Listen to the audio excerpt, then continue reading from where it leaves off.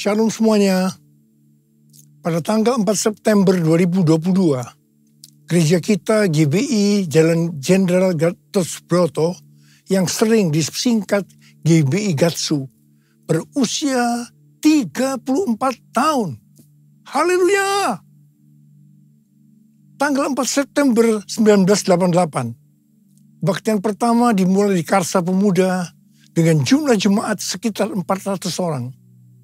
Sekarang jemaatnya sudah berjumlah sekitar ratusan ribu orang. Lebih dari 1.000 gereja yang tersebar di 5 benua dengan ribuan kul. Waktu saya bertanya kepada Tuhan tentang pesan yang harus disampaikan menyambut hari ulang tahun GBI Gatsu ke-34 ini, maka Tuhan memberikan pesan-pesan sebagai berikut. Pesan yang pertama, Tuhan mengingatkan bahwa dari tanggal 6 September 2021 sampai dengan 26 September 2022, menurut kalender Ibrani, kita memasuki tahun 5782 yang disebut dengan Pebet atau 82. Dari tanggal 26 September 2022 sampai dengan 15 September 2023, menurut kalender Ibrani, kita memasuki tahun 5783 yang disebut dengan P Gimel atau 83. P adalah angka 80 yang menggambarkan mulut. Jadi memasuki tahun Pebet 5782 dan P Gimel 5783, kita diingatkan kembali tentang mulut.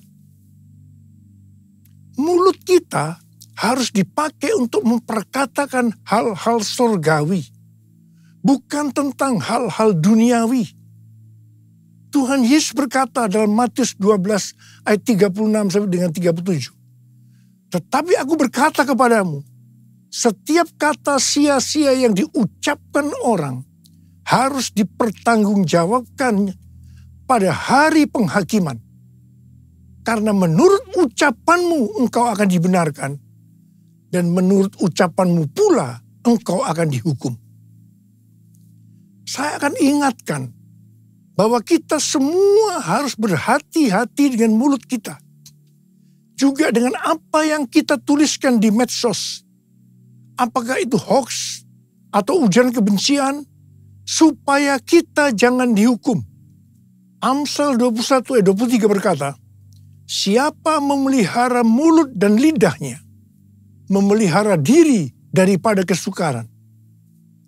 Masuki tahun 5783, kita diingatkan bahwa peranan mulut kita untuk mendeklarasikan firman Tuhan dan bernubuat.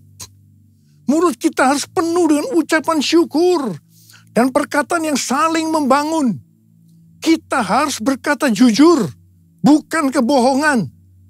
Orang yang sekali berkata bohong, dia akan terus berbohong untuk membuat ceritanya agar sepertinya benar dan masuk akal.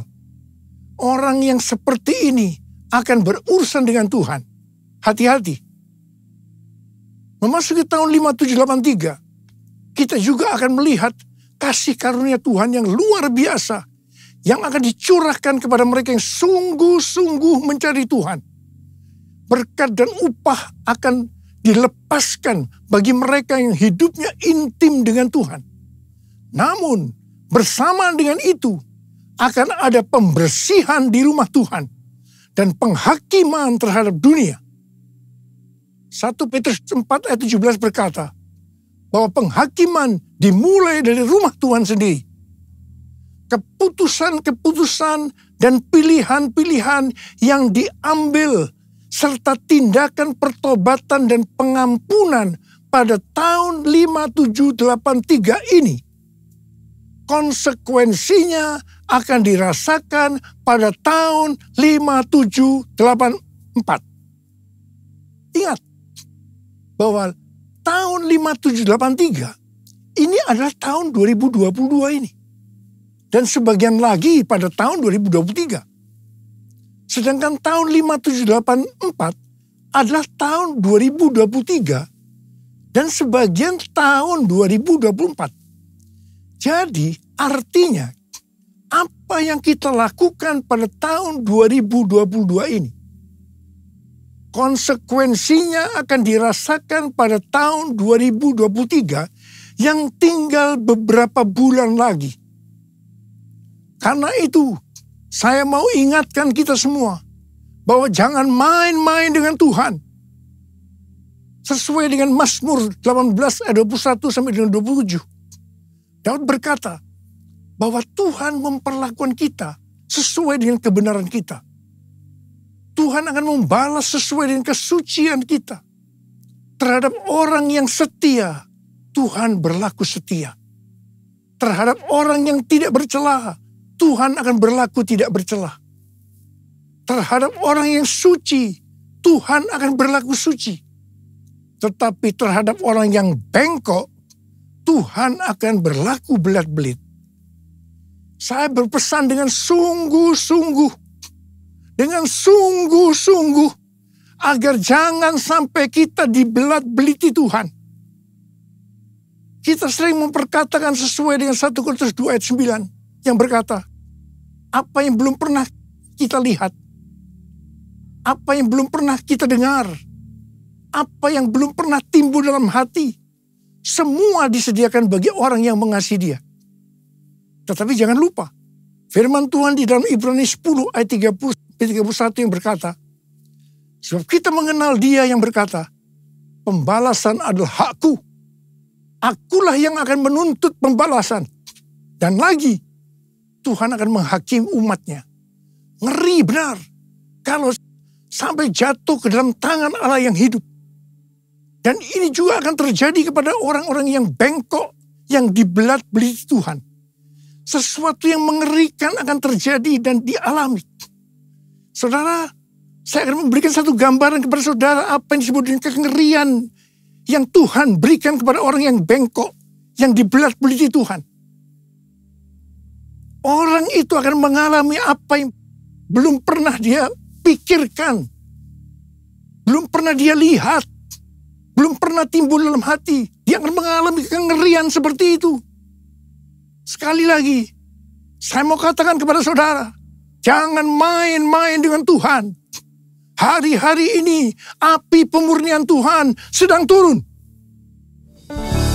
Kau saja yang suci, Kau saja yang layak, Kau layak terima glori. Yesus Kau Tuhan, Kau saja yang suci, Kau saja yang layak, Kau layak terima glori. Hanya Kau Tuhan. Pesan yang kedua untuk memasuki hari ulang tahun Gatsu ke-34.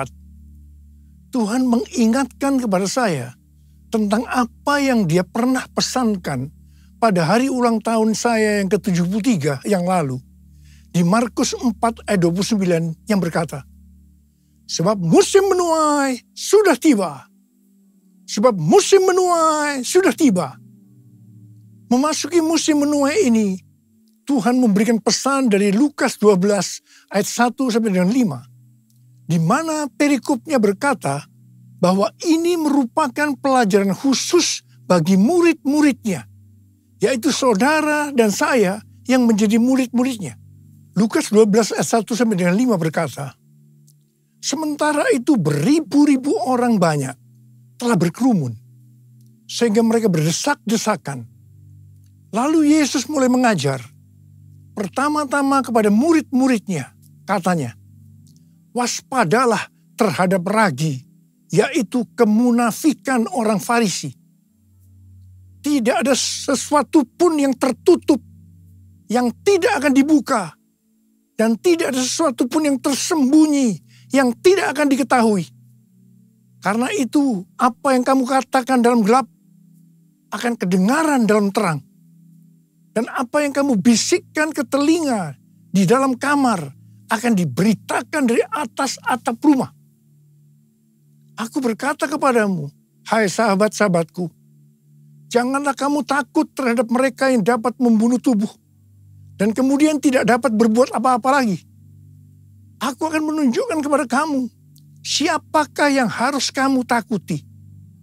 Takutilah dia yang setelah membunuh mempunyai kuasa untuk melemparkan orang ke dalam neraka. Sesungguhnya aku berkata kepadamu, takutilah dia. Di sini Tuhan mengingatkan kita sebagai murid-muridnya. Yang pertama, jangan berlaku munafik. Jangan berlaku munafik. Jadilah orang yang berintegritas. Dan yang kedua, segala kemunafikan akan dibuka oleh Tuhan. Tidak ada sesuatu pun yang tertutup yang tidak akan dibuka. Dan tidak ada sesuatu pun yang tersembunyi yang tidak diketahui. Karena itu apa yang kamu katakan dalam gelap akan kedengaran dalam terang. Dan apa yang kamu bisikkan ke telinga di dalam kamar akan diberitakan dari atas atap rumah. Dan hal yang ketiga, Tuhan berkata, jangan takut kepada manusia yang hanya dapat membunuh tubuh, kemudian tidak dapat berbuat apa-apa lagi. Tetapi kita harus takut kepada Tuhan. Sebab Tuhan dapat membunuh dan setelah itu mempunyai kuasa untuk melemparkan orang ke dalam neraka. Terus terang saya mau berkata kepada saudara, kadang-kadang saya heran melihat orang yang tidak jujur kepada Tuhan. Meskipun dia mengatakan bahwa dia seorang murid, apa mereka tidak tahu bahwa apa saja yang kita perbuat, meskipun tersembunyi, bahkan apa yang kita pikirkan, Tuhan mengetahuinya. Sekali lagi saya mau berpesan kepada kita semua. Jangan main-main dengan Tuhan. Jangan main-main dengan Tuhan. Sehari setelah Tuhan berbicara kepada saya tentang Lukas 12 ayat 1 sampai dengan 5 ini, saya mendapatkan tayangan YouTube yang berisi pesan Tuhan untuk tahun 5783 dari Seth Roth dan Rabbi Felix Halperns. Seth Roth adalah host dari acara It's Supernatural yang banyak dikenal orang. Sedangkan Rabbi Felix Halperns adalah seorang nabi Yahudi Mesianik yang akurat, yang pernah dinyatakan meninggal secara medis, pernah melihat sorga dan hidup kembali. Dalam wawancaranya dengan Seth Roth, Rabbi Halperns membagikan penglihatannya tentang tahun 5783. Dia melihat selubung-selubung akan dirobek. Sang singa akan merobek-robek selubung untuk menyingkapkan apa yang tersembunyi. Ini adalah tahun untuk memilih. Maka kuasa Allah akan menyingkapkan apa yang dilakukan oleh pemerintah-pemerintah di udara, yaitu kuasa-kuasa kegelapan. Tuhan berkata, umatku akan melihat ilah-ilah di balik aborsi, ilah-ilah di balik LGBT, ilah-ilah di balik struktur politik, dan ilah-ilah di balik perdagangan. Tahun 5783 adalah tahun di mana umatku menjadi lebih tajam memahami dan terbuka untuk melahirkan hal-hal baru. Selubung-selubung yang ada dari 7 gunung, arts and entertainment, seni dan hiburan, business, church, gereja, development of the poor, pelayanan kepada orang-orang miskin, education, pendidikan, family, keluarga, government, pemerintahan akan disingkapkan oleh Tuhan. Di tahun 5783 ini, keluarga, gereja, dan pemerintah akan menertibkan rumah tangga mereka Ini adalah tahun untuk bergerak maju. Perhatikan dan fahami apa yang akan aku tunjukkan sehingga kamu dapat memilih kata Tuhan. Dan Tuhan berkata, banyak yang telah keluar atau menyimpang dari posisi mereka dalam pelayanan mereka dalam kerajaan Allah. Tuhan berkata, apa yang kamu perbuat di tahun 5783 atau di tahun 2022 ini, konsekuensinya akan dialami di tahun 5784 atau tahun 2023 yang tinggal beberapa bulan lagi. Karena itu tahun 5783 atau tahun 2022 ini adalah waktunya untuk bertobat dari dosa yang tersembunyi. Ku mau hidup seturut kehendak Tuhan, ku mau memberi semua yang ku dapat berikan. Ku mau cinta kau lebih dari semua.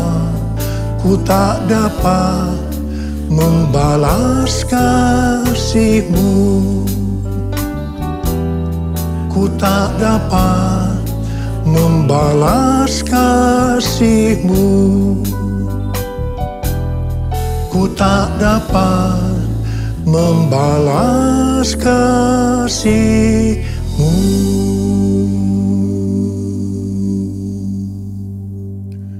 Saya sangat surprise dengan penglihatan dari Rabbi Felix Halper ini. Sebab hal ini sesuai dengan apa yang Tuhan berikan kepada Tim Hill, Ketua Umum Church of God, pada waktu khotbah pembukaan di sidang sinode Church of God di San Antonio bulan Juli 2022 yang lalu. Khotbah dari Tim Hill ini sudah saya sampaikan pada bulan Agustus 2022, yaitu tentang ular beludak yang karena panasnya api yang besar keluar menyatakan dirinya dan menggigit tangan Rasul Paulus dengan maksud supaya Rasul Paulus mati. Tetapi ternyata hasilnya berbeda. Rasul Paulusnya tetap hidup dan malah dianggap dewa. Setelah peristiwa itu terjadi kebangunan rohani yang luar biasa di Pulau Malta itu. Dan sebaliknya, ularnya mati dalam api yang besar itu. Hal ini berbicara tentang api Roh Kudus dari Pentakosta ketiga yang dahsyat sedang turun dan membuat pekerjaan dari si ular, si iblis ditelanjangi, selubung-selubung dibuka. Dan iblis masih mencoba untuk menghancurkan gereja. Tetapi puji Tuhan, karena gereja yang berkarakter Kristus yang digambarkan seperti Rasul Paulus justru akan hidup dan dipakai untuk terjadinya kebangunan rohani yang besar. Haleluya! Pesan Tuhan kepada kita memasuki tahun 5783 agar kita hidup kudus. Ibrani 12 ayat 14 berkata, sebab tanpa kekudusan tidak seorang pun akan melihat Tuhan. Perintah ini diikuti dengan peringatan dalam ayat 16-nya yang berbunyi, janganlah ada orang yang menjadi cabul atau yang mempunyai nafsu yang rendah seperti Esau. Kata cabul di sini adalah tindakan amoral. Janganlah ada orang yang menjadi amoral. Nabi Yesaya dalam Yesaya 6 ayat 5 berkata, lalu kataku, celakalah aku binasa, sebab aku ini seorang yang najis bibir, dan aku tinggal di tengah-tengah bangsa yang najis bibir. Namun mataku telah melihat Sang Raja, yakni Tuhan semesta alam. Ketika melihat Allah, di hadapan kekudusan Allah, Nabi Yesaya langsung menyadari bahwa ia najis. Khususnya dalam hal mulut. Mungkin selama ini mulutnya dipakai untuk memperkatakan hal-hal yang tidak berkenan kepada Tuhan. Berbohong dianggap hal yang biasa. Apa yang dilakukan oleh Nabi Yesaya? dia bertobat dan minta ampun. Setelah Nabi Yesaya bertobat dan minta ampun, maka serafim mengambil bara api yang diambil dari atas mezbah dan menyentuhkannya ke bibir Yesaya, sehingga kesalahannya dihapus dan dosanya diampuni. Setelah itu, Nabi Yesaya dipakai Tuhan secara luar biasa. Kalau ada di antara kita, apalagi seorang hamba Tuhan, yang sedang berhadapan dengan api Tuhan yang turun, sedang berhadapan dengan kekudusan Tuhan, tetapi tidak merasakan dosa yang dilakukannya, dan dengan bermacam-macam alasan membenarkan dirinya, sehingga tidak bertobat dan minta ampun. Saya mau katakan, Anda harus hati-hati. Ingat, bagi orang yang bengkok, Tuhan akan berlaku belat-belit. Jangan sampai dibelat-beliti Tuhan. Kejarlah kekudusan. Sebab tanpa kekudusan, tidak ada seorang pun yang akan melihat Tuhan. Tuhan Yesus akan datang segera. Dan pengangkatan hanya bagi orang-orang yang hidupnya kudus. Orang-orang yang menjadi serupa dengan gambar Yesus. Dan menjadi murid Tuhan Yesus. Maranatha. Saya mau berdoa buat saudara. Mari kita katakan bersama-sama. Sucikan dan kuduskan hati ini untuk layak menghadap hadirat-Mu. Tubuh jiwa rohku kuserahkan padamu, ku menyembah-Mu. Saudara, mari kita periksa hati kita. Mungkin ada di antara kita selama ini menyembunyikan dosa. Dan sudah ingatkan berulang-ulang hari ini. Bahwa memasuki tahun 5783. Kita harus selesaikan dosa yang tersembunyi. Supaya tidak terjadi hal-hal yang mengerikan memasuki tahun 5784. Yaitu tahun depan yang hanya tinggal beberapa bulan lagi ini. Saya mau berdoa buat saudara. Mari kita periksa hati kita. Nanti, kalau Tuhan sudah berbicara pada saudara, jangan tahan. Minta ampun, selesaikan. Hari ini harus selesai. Mari yang mau, angkat tangan saudara, katakan bersama saya. Sucikan dan kuduskan hati ini untuk layak menghadap hadirat-Mu. Tubuh jiwa rohku kuserahkan padamu, ku menyembah-Mu. Tinggikan nama-Mu ya Tuhan, mulialah nama-Mu ya Tuhan. Tiada lain seperti Engkau ya Allahku, besar kuasa-Mu. Mari kita berbahasa roh sekarang. Kita berbahasa roh. Berbahasa roh. Yang belum berbahasa roh jangan diam, katakan haleluya. Oh, ralabakana maya ralabaya ralabala. Tuhan, ampuni kami Tuhan, ampuni kami. Ampuni ya Tuhan, ampuni kami ya Tuhan. Kami berdoa buat anak-anak-Mu. Ya Tuhan, mereka sedang mengangkat tangan yang terbuka saat ini Tuhan. Dosa yang tersembunyi, mereka selesaikan hari ini ya Tuhan. Dan Kau akan mengampuni mereka, Kau akan mengampuni, Kau akan menyembuhkan mereka dari sakit mereka. Mujizat terjadi dalam nama Yesus, dalam nama Yesus. Terima kasih Tuhan, terima kasih Abba, terima kasih. Besar kuasa-Mu, besar kuasa-Mu, besar kuasa-Mu.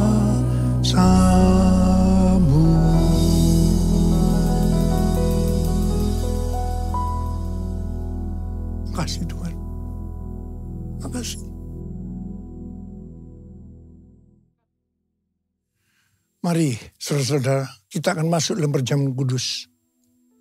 Kita akan mengingat ayat ini. Sebab setiap kali kamu makan roti ini dan minum cawan ini, kamu memberitakan kematian Tuhan sampai Ia datang. Perjamuan kudus adalah perjamuan Tuhan Yesus sendiri. Setiap kali kita masuk dalam perjamuan kudus, Tuhan Yesus selalu berkata, biarlah ini menjadi peringatan akan daku. Biarlah ini menjadi peringatan akan daku. Karena itu, mari kita tundukkan kepala. Arahkan hati kita kepada kebaikan Tuhan. Mengingat kebaikan Tuhan. Supaya kita lebih mengasihi Tuhan Yesus. Kita lebih mengasihi satu dengan yang lain. Bapa, siapakah kami sebelum kami mengenal Engkau? Kami semua orang berdosa. Upah dosa adalah maut, mati. Tapi Engkau yang tidak berdosa telah dijadikan dosa oleh karena kami. Engkau harus turun dari surga mulia, mati ganti kami dengan penderitaan yang luar biasa. Sungguh kalau kami pikirkan betapa baiknya Engkau ya Tuhan. Engkau jadikan kami sebagai anak-anak-Mu. Engkau tuntun, Engkau bela, Engkau lindungi. Engkau sembuhkan kami, Engkau ajari kami, Engkau tegur kalau kami salah. Kalau kami salah juga dihajar oleh Tuhan. Itu Engkau ya Abah. Itu Engkau. Tuhan, terima kasih. Tuhan akan memberkati kita semua melalui perjamuan kudus. Tapi Tuhan mau kita makan dan minum dengan cara yang benar. Mari, sekali lagi, dalam perjamuan kudus ini, buka hati kita. Terbuka di hadapan Tuhan. Biarlah Dia berbicara. Kalau Dia mengingatkan dosa-dosa yang tersembunyi, yang selama ini kita sembunyikan. Ayo sekali lagi, kita minta ampun. Kita minta ampun. Ampuni saya Tuhan, ampuni Tuhan, ampuni. Ampuni ya Tuhan, ampuni. Kau lihat anak-anak-Mu yang sedang minta ampun kepada-Mu Tuhan. Ampuni kami semua ya Tuhan, ampuni. Makasih ya Abah. Kami akan masuk dalam perjamuan kudus dengan hati yang penuh ucapan syukur. Dalam nama Yesus. Amin.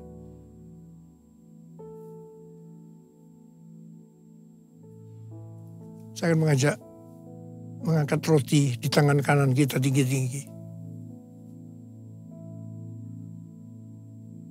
Sebab apa yang telah kuteruskan kepadamu telah aku terima dari Tuhan.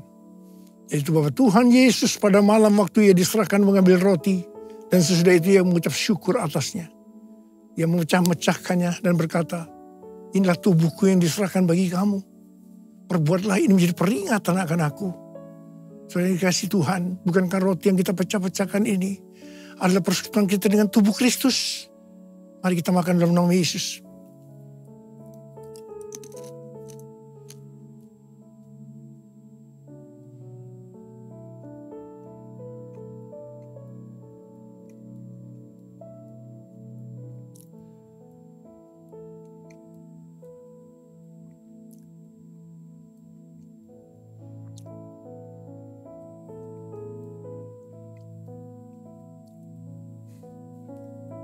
Angkat cawan di tangan kanan kita tinggi-tinggi.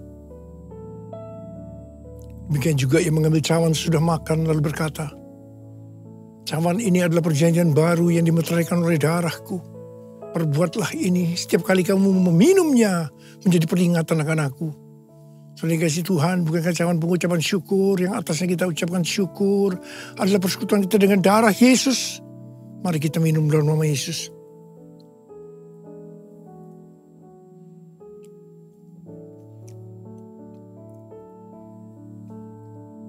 Angkat tangan kita di hadapan Tuhan. Ucapkan syukur dan terima kasih dengan suara. Jangan diam. Tuhan, terima kasih ya Tuhan. Terima kasih ya Tuhan. Kami bersyukur, kami bersyukur.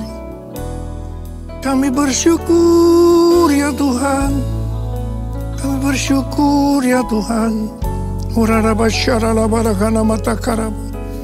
Oh, rara bara bara bara bara bara bara. Ya Aba, ya Aba, ya Aba, ya Aba, ya Aba, ya Aba.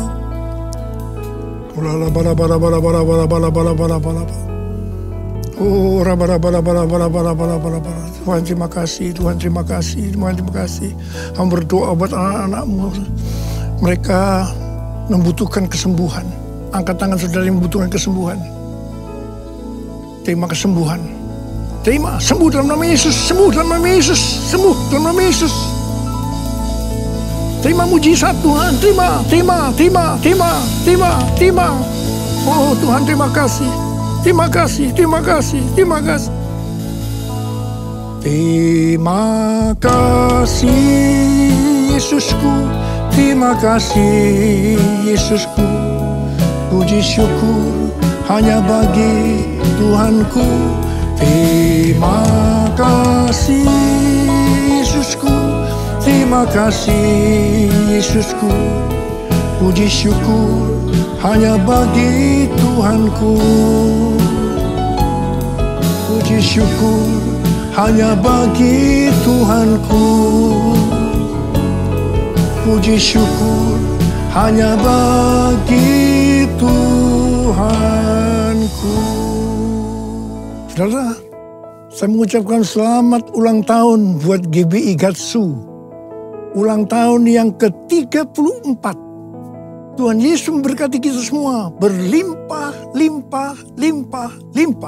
Katakan amin. Mari, angkat tangan saudara.